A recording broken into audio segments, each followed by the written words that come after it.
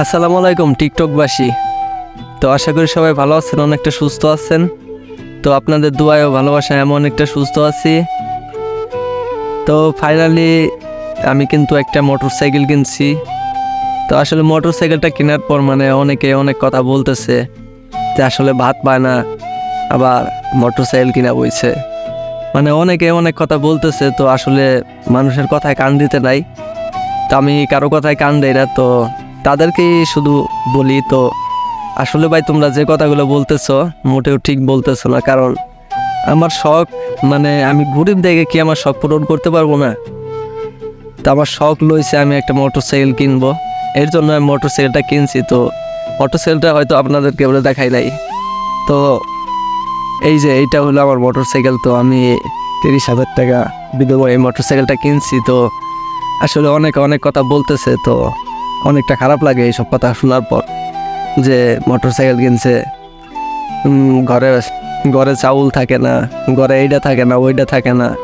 আসলে আমার ঘরে চাউল থাকে কিনা না থাকে সেটা তো আমি নিজেই জানি। আর যদি থাকেও নাও থাকে, তো যারা এইসব কথাগুলো বলে তারা কি কখনো আমারে 1 কেজি চাউল আইনা দেয়?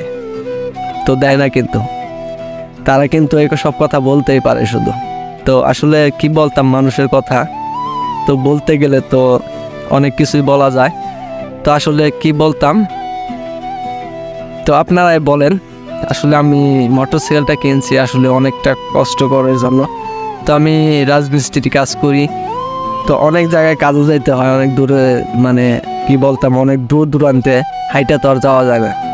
তো এখন বর্তমানে যে পরিস্থিতি, তো একটা মনে করেন একটা সাইকেল কিনতে গেলেও মোটামুটি 16 থেকে 17 হাজার টাকা লাগে।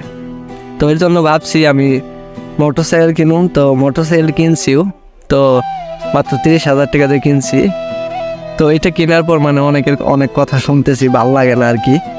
তো এর জন্য আমি কিন্তু একটা ভিডিও বানাইছিলাম যে আমি মোটরসাইকেল বিক্রি করে দেবো, যদি কেউ কিনতে চান তো আমাকে ইনবক্স করতে পারেন। তো এরকম একটা ভিডিও বানাইছিলাম। তো আসলে আমি মোটরসাইকেলটা কিনছি কিন্তু আমার কাজের জন্যই। তো সেখানে আমি বিক্রি করতে চাই না, তারপরেও যেহেতু বলছিলাম, তো অনেকের কথা শুনে মনটা খারাপ হয়ে গেছিল। তো এর কারণে বলছিলাম। তো আসলে দেখেন, প্রত্যেকটা মানুষের ক্ষেত্রে আসলে আমাদের সমাজের মানুষগুলো এতটাই খারাপ যে একটা মানুষের একটু ভালো দেখলে তার কিভাবে তাকে নিচে নামানো যায়। তো ওই তো উপর দিকে চলে যাইতেছে আমাদের থেকে।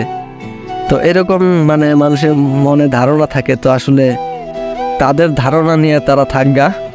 তো তো আসলে আমি মোটরসাইকেলটা কিনা আমার ঠিক হয়েছে কিনা সেটা একমাত্র আপনারাই বলতে পারেন। তো আমি যেহেতু আমার কাজের জন্য কিনছি, আমি তো কোনো আড্ডা দেওয়ার জন্য কিনি নাই, বন্ধু বান্ধব নিয়ে যে আড্ডা দিব এর জন্য তো কিনি নাই। আমি তো কিনছি শুধুমাত্র আমাদের কাজের জন্য। তো আসলে মোটরসাইকেলটা কীরকম হয়েছে একটু দেখেন আপনারা।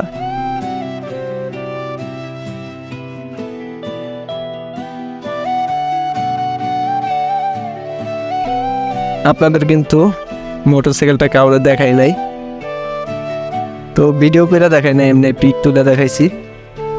তো এখন আপনাদের একদম ভিডিও করে দেখাইতেছি আমি। তো আমার দরকার দেখে কিন্তু আমি কিনছি। তো আসলে এটা কি বলতাম, মানুষের অনেক কথা শুনতে শুনতে কান ঝালাপালা হয়ে গেছে। তো আপনারা ভিডিওটা শেয়ার করেন, বেশি বেশি কপি লিঙ্ক করেন। তো যারা এইসব কথাগুলো বলেন তাদেরকে একটু দেখার সুযোগ করে দেন।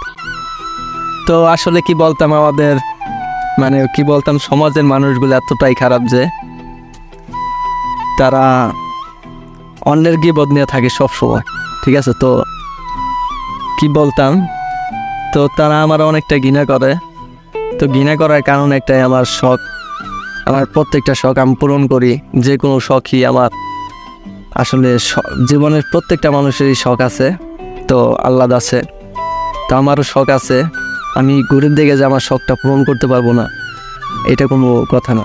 তো আমি গরিব দেখে যে আমি মোটরসাইকেল চালাইতে পারবো না, তো যারা বড় লোক তারা মোটরসাইকেল চালাইতে পারবো, এটা কোন কোন আইন আছে? কোনো আইন আছে? কোনো আইনেই নাই কিন্তু। তো আসলে মানুষ কতটা খারাপ, আমি একটু ভালোর দিক দিয়ে গেলে মানে প্রত্যেকটা মানুষ দেখি যে আমার বিরুদ্ধে কথা বলে। তো আসলে জানি না মানুষের কতটা ক্ষতি করছি আমি। তো আমার জ্ঞান স্বরূপে আমি কোনোদিন মানুষের ক্ষতি করার চেষ্টা করি নাই।